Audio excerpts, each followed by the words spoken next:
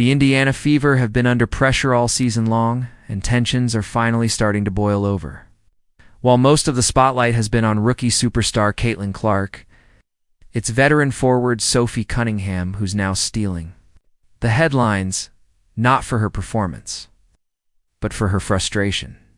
After a string of inconsistent games and locker room tension, seems like Sophie has officially hit her limit. And if you've been watching closely, signs have been there all along. It started subtly. Body language, bench reactions, sideline expressions. Sophie was often seen shaking her head, walking off the court with a look of disbelief, or visibly disengaged during timeouts. Fans caught these moments, screenshots went viral, and speculation began. Was she unhappy with the coaching? Was there a rift between teammates? Or was she simply fed up with the lack of team chemistry? Came the boiling point. After a brutal loss that many felt the Fever should have won, Sophie faced the media. When asked about the team's effort and mindset, she didn't hold back. She said, "Some of us are here to win. Some of us are here for ... other reasons." That one line changed everything. Twitter went wild. WNBA Reddit threads exploded. Fans and analysts immediately tried to decode what she meant, particularly the rookies who've drawn a massive amount of media attention. Others felt it was aimed at the coaching staff or even management. But a big part of the conversation circled back to Caitlin Clark, not because Sophie mentioned her directly. Caitlin Clark is the most talked about name in the WNBA right now. Every game, every foul, every quote becomes a headline. But that level of media obsession comes with consequences. It creates tension. It shifts focus. Elsa's movie. And this is where Sophie's frustration might be coming from. She's not a rookie. She's been in the league. She's battled. She's earned her stripes. So when she sees a team falling apart or not giving full effort, or worse, not playing together, it eats at her. She's not here for fame.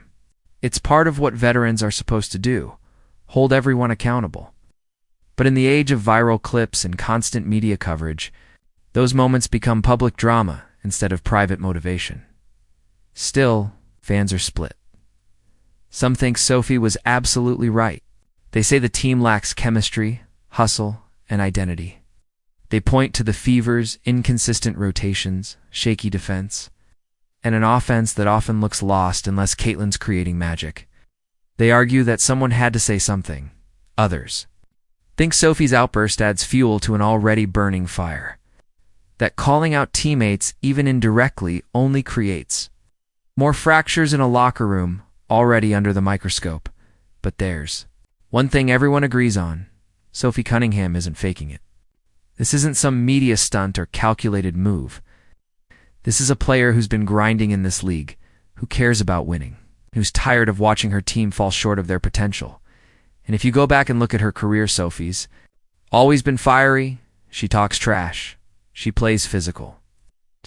She leads by example. So when that kind of player speaks up, it hits different. It carries weight. Now the question is, will the Indiana Fever respond? Will this moment be a turning point, a wake-up call that rallies the team together? Or will it deepen the divide and expose even more cracks in the foundation? Because let's not forget the WNBA is more competitive than ever. Teams don't have time to figure it out mid-season. Every game matters. Every locker room moment matters. And every quote, especially from a veteran like Sophie, becomes a storyline. What happens next could define the rest of the Fever season. Honestly, it could shape Sophie Cunningham's legacy as a leader. So keep your eyes on the season. Pay attention to the chemistry, the bench energy, the rotations, and especially the post-game interviews. This drama is far from over, and if the Fever don't start clicking soon, Sophie Cunningham might not be the only one who's had enough.